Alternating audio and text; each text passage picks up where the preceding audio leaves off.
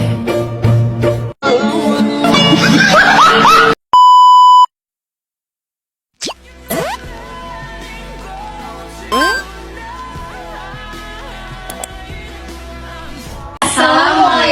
warahmatullahi wabarakatuh.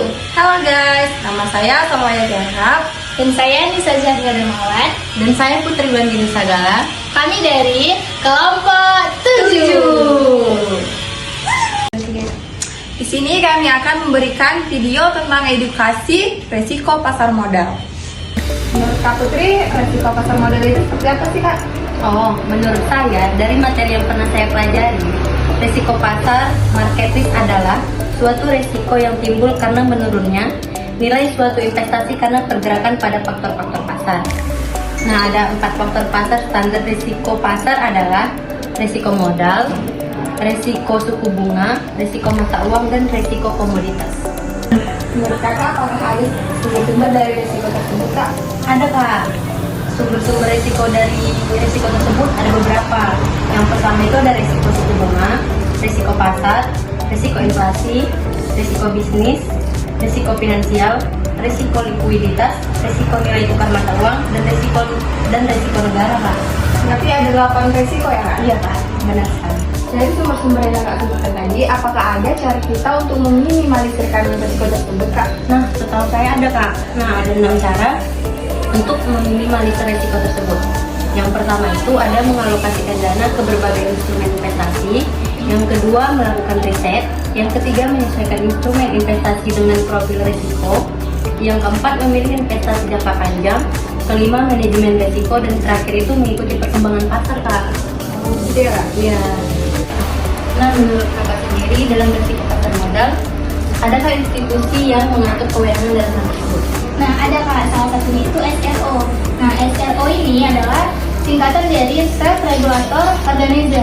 Jadi, SRO ini adalah institusi yang diberi kewenangan oleh undang-undang untuk mengatur anggotanya melalui peraturan yang dibuatnya sendiri. Terus sepengetahuan Kakak, apakah ada organisasi yang berdiri secara mandiri di pasar modal Indonesia? Ada Kak, ada beberapa organisasi yang memang dia berdiri secara mandiri di pasar modal itu sendiri. Itu ada sepengetahuan saya juga, itu terdapat 3 organisasi. Yang pertama itu ada Bursa Efek Indonesia yang biasa kita kenal dengan BEI. Nah, yang kedua itu ada Clearing Penjamin Efek Indonesia yang biasa juga kita kenal dengan KPEI. Nah, yang terakhir itu ada Kustodian Sentral Indonesia atau biasa kita kenal dengan KSEI.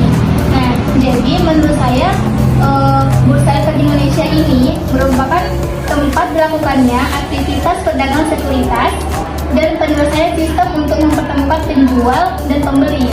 Nah, jadi Bursa Efek ini adalah pihak yang menyelenggarakan dan menyediakan sistem atau sarana untuk mempertemukan penawaran antara jual dan beli efek pihak-pihak lain dengan tujuan memperdagangkan efek di antara mereka.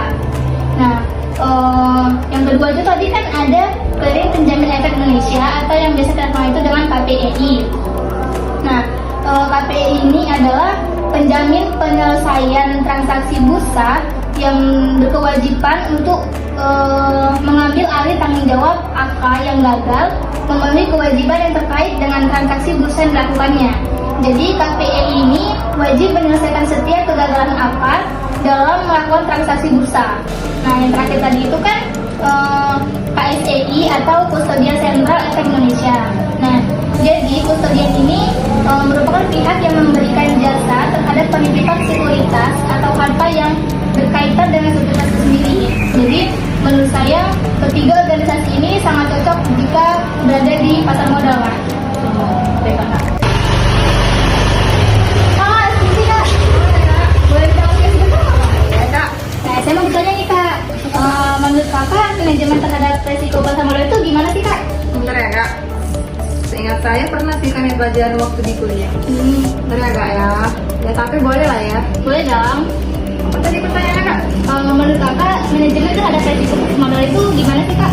Oh, manajemen terhadap risiko pasar modal itu ialah pasar modal syariah yang telah menjadi salah satu sarana investasi yang banyak dikritik masyarakat muslim sebagai salah satu sarana investasi yang dikira layak, aman, dan memberikan keyakinan kepada masyarakat muslim untuk menginvestasikan harta yang mereka miliki.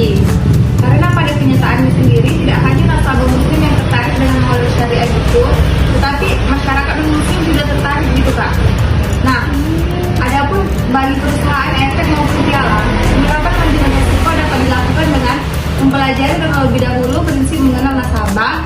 atau prinsip dengan istilah Know Your Customer, atau merupakan prinsip-prinsip yang telah disediakan oleh jasa keuangan di sektor pasar modal. Nah, prinsip modal nasabah yang disediakan oleh jasa keuangan di sektor modal syariah ditetapkan untuk tujuannya, yaitu yang pertama mengetahui latar belakang identitas nasabah, yang kedua memantau rekening, efek dan transaksi nasabah, yang ketiga melaporkan transaksi keuangan merugikan atau transaksi keuangan yang dilakukan secara tunai. Nah, yang terkait dengan pencegahan dan pemberantasan tindak pidana pencucian uang atau pencegahan dan pemberantasan tindak pidana oleh terorisme. Gitu ya Kak, makasih ya Kak. Ya, memang.